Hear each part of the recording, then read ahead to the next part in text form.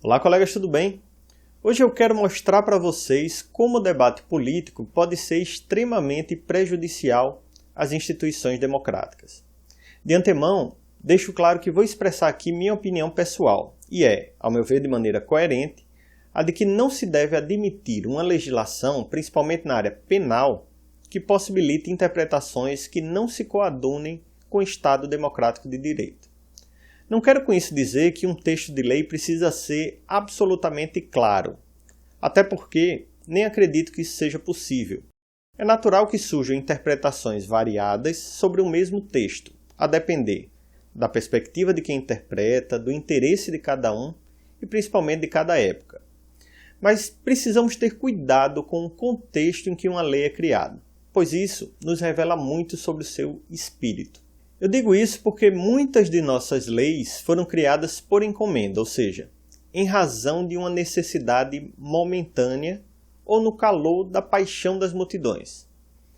Muitas, é verdade, atendem a um sentimento geral de justiça, como foi o caso da Lei de Crimes Hediondos, criada após um comovente caso de um artista global que foi brutalmente assassinada por um colega de profissão, ou a lei denominada de Carolina Dickmann, que atende a uma necessidade dos novos tempos do mundo digital em que nós vivemos. Porém, não podemos esquecer que leis também são criadas para atender única e exclusivamente aos interesses de quem está no poder. E como é de se esperar, uma lei dessas é um risco para toda a sociedade. O vídeo de hoje é dedicado a analisarmos a Lei 13.869, denominada de Lei de Abuso de Autoridade, sancionada pelo Presidente da República no último mês de setembro.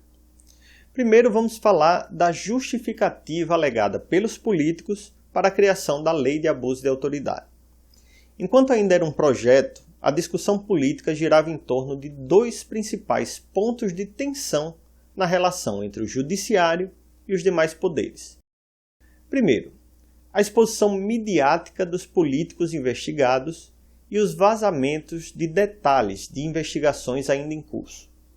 Os políticos estavam preocupados em não manchar suas imagens com acusações feitas principalmente por procuradores da República e investigadores da Operação Lava Jato.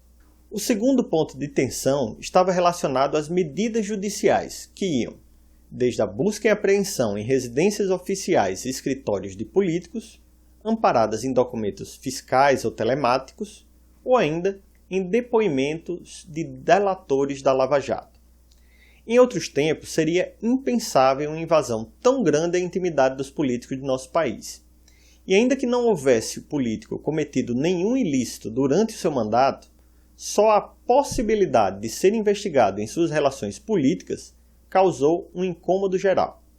O cenário antes das eleições, contudo, não era favorável. Qualquer manobra feita às vésperas de uma eleição federal poderia prejudicar o discurso de combate à corrupção e de apoio à Lava Jato. Muitos desses políticos, contudo, ainda assim não se elegeram e passaram um importante recado para a classe política a partir de então. A Lava Jato, assim como qualquer iniciativa de um juiz singular que venha tratar de maneira isonômica o criminoso comum e o criminoso de colarinho branco, como político, teria que ser sufocado desde o início. A fórmula para isso era simples. Primeiro, se deveria criminalizar a atuação dos órgãos de investigação e, principalmente, do juiz singular. Para fazer isso, não seria possível colocar expressamente que um investigador ou um juiz estaria proibido de agir contra a classe política, pois isso não ia colar como discurso. Era preciso apelar para a subjetividade, criando tipos penais amplos que dependam do sentimento de empatia do julgador, principalmente daqueles indicados por políticos, ou que permitam que a discussão sobre a inocência perdure por toda a vida.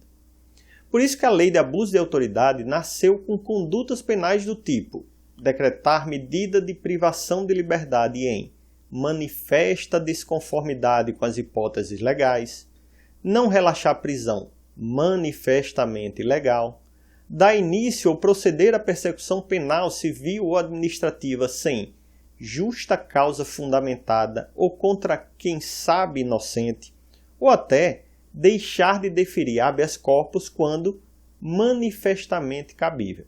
Todos esses tipos penais, para serem interpretados, dependem de sentimento de achismo por parte do julgador, não se sustentando na prática.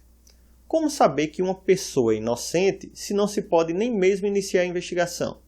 Que provas permitiriam então esse início de investigação? Com tipos penais dessa forma, os políticos criminosos poderiam durante toda a vida se dizerem perseguidos, frutos de uma ação manifestamente ilegal, promovendo diversas ações penais, cíveis e administrativas contra os juízes que ousarem indeferir medidas contra eles. Os juízes passarão a ter que responder judicial e administrativamente por todos os atos que incomodarem a classe política. E ainda quando sejam absolvidos, serão várias as ações e acabarão cedendo pelo natural cansaço de um sistema judicial que pune o juiz que desagrada a classe política. Mas simplesmente criar tipos penais subjetivos não seria suficiente. A reação da classe jurídica seria imediata. Quem conhece o direito sabe que normas desse tipo não se coadunam com o Estado democrático de direito.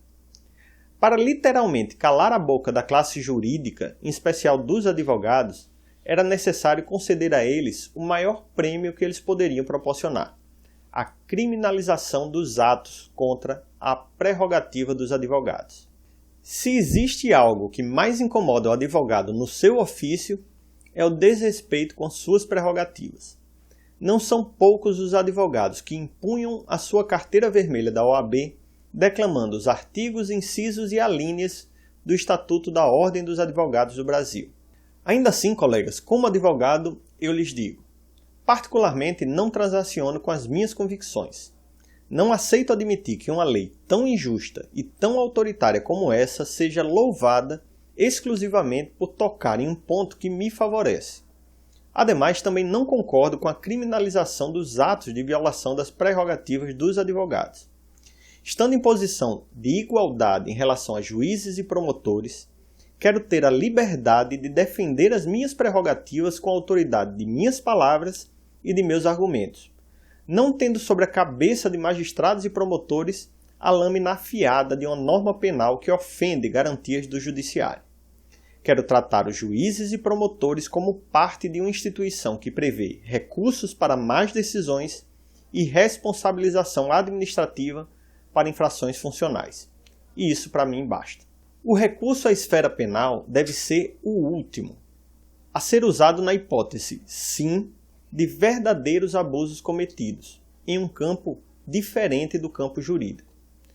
Espero que seja reconhecida a inconstitucionalidade de vários dispositivos da Lei de Abuso de Autoridade e que voltemos a ter um judiciário livre para expor as suas convicções e analisar as provas que lhe forem destinadas. Muito obrigado a todos e até a próxima.